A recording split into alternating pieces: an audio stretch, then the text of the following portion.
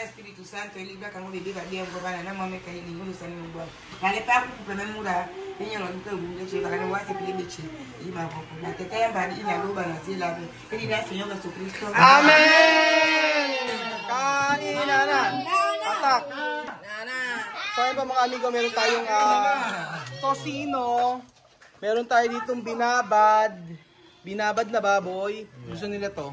Tapos ayan, meron kamote kanina siya, tsaka ang tawag dito? Karyoka! Itlog! Si Sophie, oh. Kumuha na suman. At saka meron ditong daing. Meron pa dong, malabon? Palabok. Ayan, palabok. Kain na. Kanin. Gutom na gutom si Misma, mga amigo. Ayan. Kumuha ka na, Aya. Oh, hindi maalat yung tuyo na yan, no? Hindi maalat. Oo, sige. Gracias. Ayan. Kumain na. Atak. Sophie may sarili. Kala ni Sophie Suki. Kala ni Sophie Yuka to. Hindi na lang suman. Mira, Yuka. Yuka de Pilipino. Oh, Mira. Tingnan natin mga amigo kung makakain ni Sophie ang suman.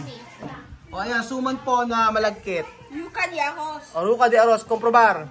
Ay, sarap yan. Dulce. O, masarap yan. No está dulce. No está dulce. Yuca, está bien. So, mira. O. Ama come. Ayan, o. O, see? Arroz de yuca. Comprobar. Si Alima, walang problema sa pagkain yan eh. Asi, no? Con coco. Ayaw. Ayaw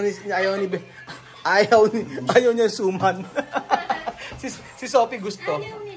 Hindi, merong pagkain na gusto si Sophie, tapos si Alima ayaw. Merong gusto si Alima, ayaw naman ni Sophie. Si Misma, lahat kinakain ito. Yung pagkain ni Chamami, suman. Tapos may tosino. Ilagyan ng sili. Oh, wait lang. Labok? Magugustuhan nila itong nagustuhan nila itong binabad. Doon nakarang araw yan ang pagkain namin yung binabad. Ano sa ito? Sino binabad? Sarap ng palabok, gawa ni Lola LB. Bigyan ni Lola LB yan. Sarap ng pagkakagawa niya. Masarap yung parang sa Jollibee ang lasa. Tikman nyo. Tikman nyo yan, palabok, masarap.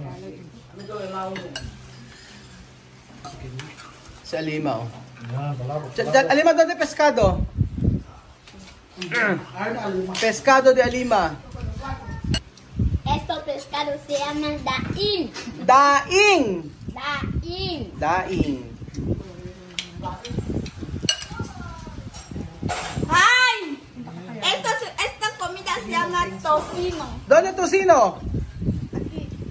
Alam niya na, tocino. Amiga, ¿cómo va comida? Bien. Bien. Esta comida se llama tocino. Esto se llama binabad. Habla binabad. Binabad. Binabad. Binabad po yan. Ano kinain ni Vivian? Solo huevos? Kung pikante, itlog at saka sili. Malakas sila sa rice, no? Sa rice sila malakas. Sa ulam, hindi masyado. Kasi itlog lang. Oo, itlog nga lang, okay na sa kanila eh. Kaya hindi pwedeng mawala yung itlog sa pagkain. Hindi nila papansin yung ibang pagkain, pero sa itlog okay na. Yung sopi nga, ubos na oh. Hindi ko eh. Yan naman siya. So kanya-kanya pong kain mga amigo, si Bejo nasa labas. Kinuha ko yung pa. Ano yan? Yung Sitaw. Si Dodo, andito, tsaka si Jose. Si kami kasya eh. Si Amir. Ang gusto ni Amir yung binabad oh. Si Alima, ang gusto ko nakikita pag kumakain eh. Oh. Tipak-tipak na kanin yung ano eh. Binabanatan eh.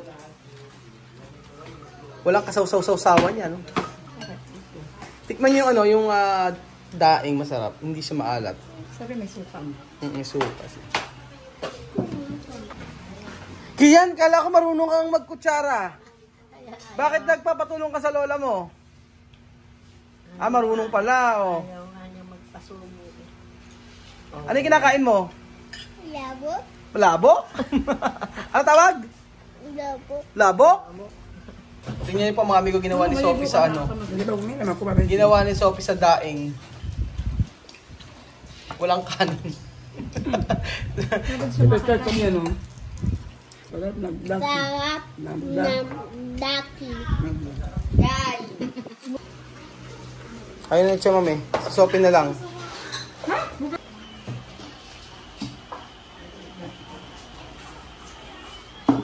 Hindi mo pa nabilan si attorney nung pinabibili mo.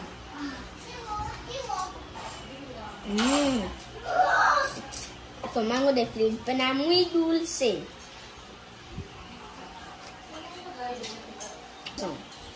Delicioso. Perfecto. Gustong-gusto nila yung mangga ng Pilipinas. Ibang-iba po kasi mangga natin mga amigo.